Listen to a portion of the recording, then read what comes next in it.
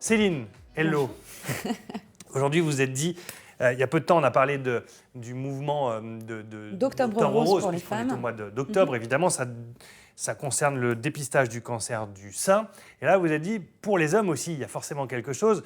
Il y a le cancer de la prostate, qui est le cancer le plus récurrent chez les hommes. Et du coup, il y a un mouvement qui s'appelle Movember.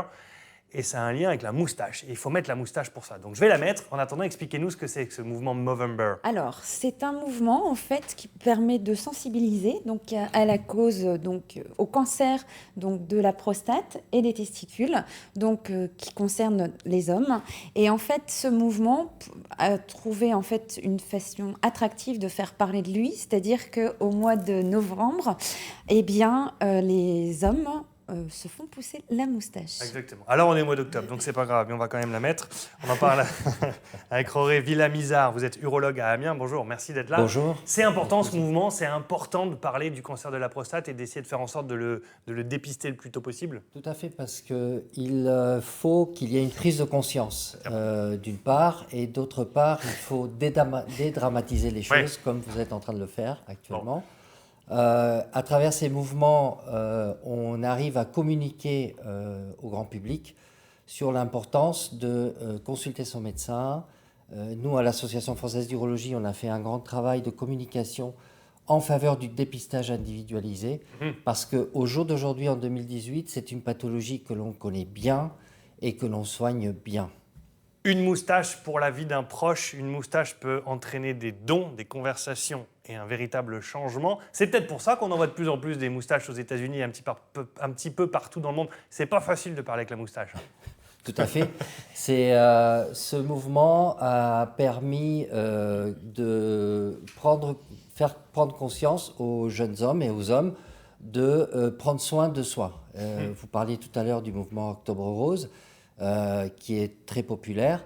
Et donc, on a l'équivalent chez nous, les hommes. Et donc, ce mouvement prend de plus en plus d'ampleur dans le pays.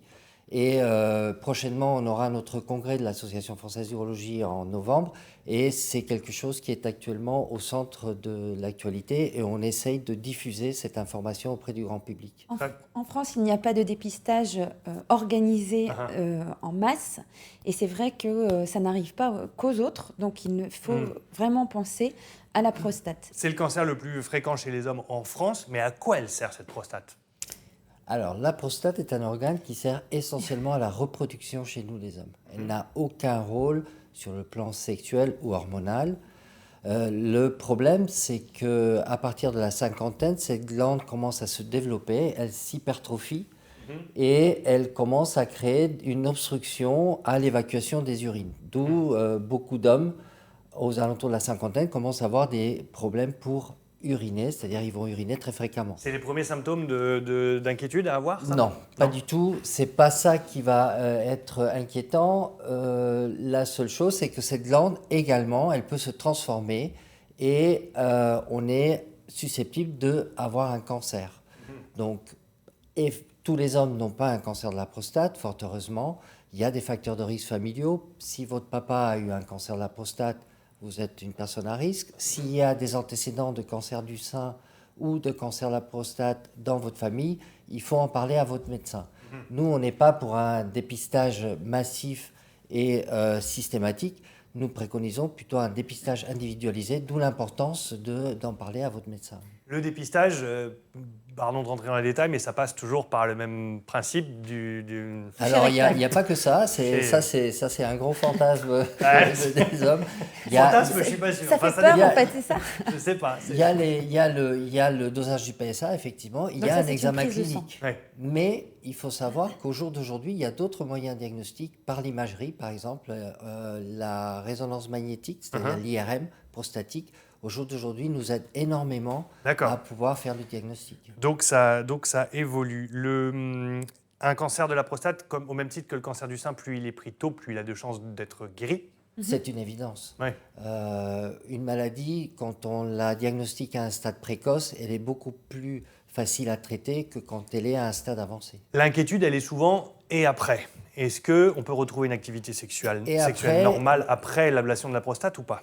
Tout à fait, parce qu'au jour d'aujourd'hui, je veux dédramatiser les choses. Mon message, c'est n'ayez pas peur Parce qu'au jour d'aujourd'hui, dans certains cas, et ils sont nombreux, si on vous diagnostique un cancer de la prostate, on ne fera pas forcément un traitement. On pourra vous surveiller parce qu'on connaît au jour d'aujourd'hui l'évolution de cette maladie.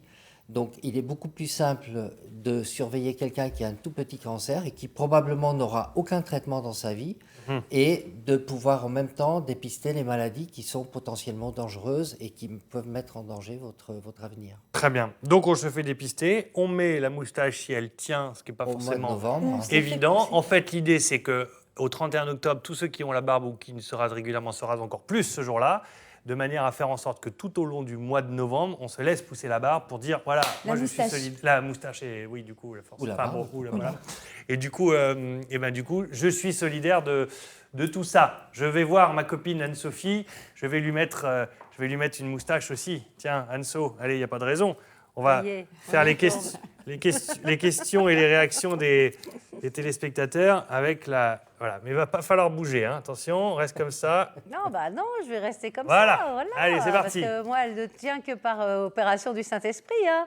Elle tient Alors, mieux que la mienne. je suis désolée, je ne peux pas bouger la tête, mais si, je vais peut-être, je peux essayer de faire ça quand même. Non, non, je me décale, je vais me remettre devant. J'avais une petite question de Luc, mais quelque part, vous y avez un peu répondu, puisqu'il demandait s'il n'y avait pas d'antécédents familiaux, est-ce qu'il devait quand même se faire dépister? Donc, je pense que vous avez recommandé à celles et ceux qui ont déjà des antécédents de le faire. Et puis, quand on n'en a pas, voilà. Et puis, demander surtout quelle était la méthode la plus fiable pour le dépistage. Alors, la méthode la plus fiable, ça reste le PSA, l'examen clinique. Et au jour d'aujourd'hui, c'est l'imagerie qui va nous permettre de déterminer si vous avez une lésion suspecte qui serait susceptible d'être biopsiée. Voilà. Mais la façon la plus simple, c'est la consultation avec votre médecin généraliste et le dosage du PSA avec l'examen clinique. Avec l'examen clinique. Et dernière petite question qui est arrivée de Paul. Il demande si on sait aujourd'hui, avec les études sur le cancer de la prostate, si on arrive à déterminer que l'alimentation peut aussi jouer un rôle dans ce style de cancer. Alors, l'alimentation joue un rôle au jour d'aujourd'hui dans la prévention. On sait que, par exemple, un régime riche en tomates, en lycopène, peut... statistiquement, on a moins de personnes qui ont un cancer de la prostate.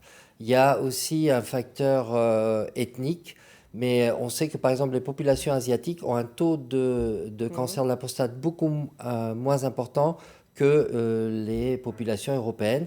Et il y a un facteur qui est lié à l'alimentation, effectivement. D'accord. Ouais, donc on n'a pas fini de découvrir encore plein de choses, sur tous ces cancers, et c'est tant mieux. Plus on découvre, mieux ce sera. Moi, je vous ai en photo avec votre moustache, donc vous embêtez pas à la faire tenir. Regardez, elle est arrivée sur notre mail. Eh ben moi, elle tient. Regardez, je vous ai en photo plein pot, mon chéri. Regardez comme vous êtes beau. Ça vous va bien, non? Merci à Christian Denis-Villet qui nous a envoyé cette petite photo de Thibaut. Vive la moustache. Voilà, allez, je vous la laissez pousser au mois de novembre. Bon, on va réfléchir. Challenge. Oh là là. Bon, allez, merci à tous les deux d'être venus sur ce plateau. Je vais passer un coup de fil à une amie, je vais lui demander l'autorisation. Ouais, d'accord. Merci beaucoup. Allez.